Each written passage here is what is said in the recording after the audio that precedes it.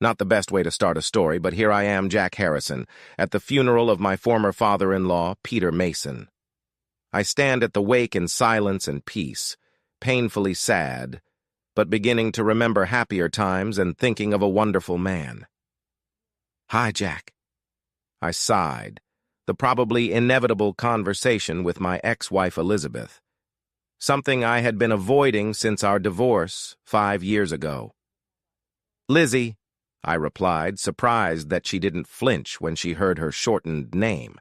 She looked good. I wasn't going to tell her that. She knew anyway. "Thank you for today." It was an honor. He was a good friend, and we saw each other often after you went to town. The silence continued, and finally, I picked at a scab that probably should have been left alone. "How's life in the city? Do you still have everything you wanted?" It was Lizzie's turn to sigh. "Yes, I have the life I was chasing, the money, the downtown apartment, the beachside cottage. Great! I'm happy for you." "I doubt it, Jack. I do miss our fun nights and parties with our friends. It's a shame it all stops with age."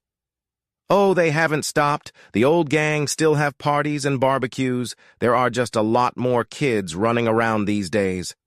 "So you keep in touch with them even though they were more my friends than yours?" "Yeah, they were great after.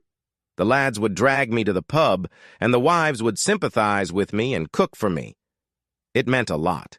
They're really great friends." Lizzie hesitated. "Oh, I kind of lost touch with them and Dad because of the move."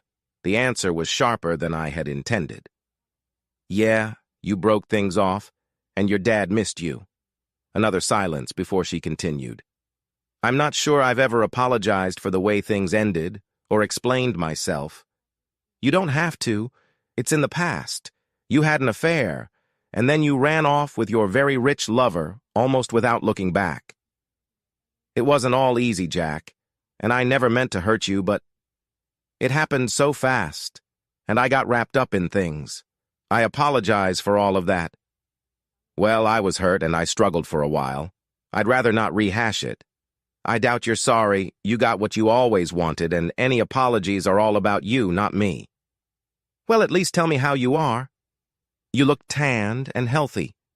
Still saving up for those trips you've always made plans for?"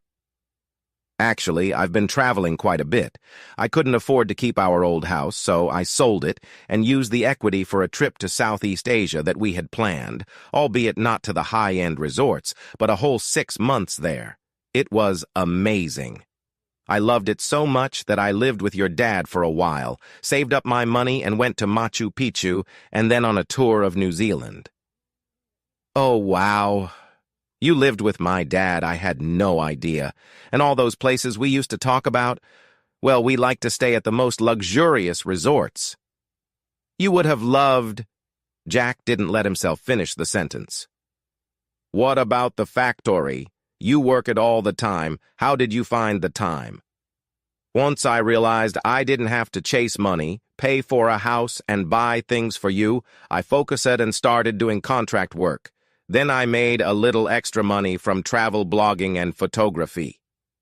We are going to spend some of the money your dad left me on a North American tour next year. He helped plan it.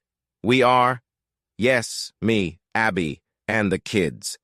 Isn't Abigail my maid of honor at our wedding? She got married years ago." "Yeah, it seems her husband had the same fidelity issues you did. So I became stepfather to 2 girls, and we named our boy after your father. My family is the best thing that ever happened to me." "Wow, Charles never had the right time for us to have kids." "Yeah, well, he's always been a self-centered jerk, but you didn't see that for the money." "I have to go get the kids. Bye, Lizzie." She stared after him, never sharing the news that she and Charles had separated a year ago.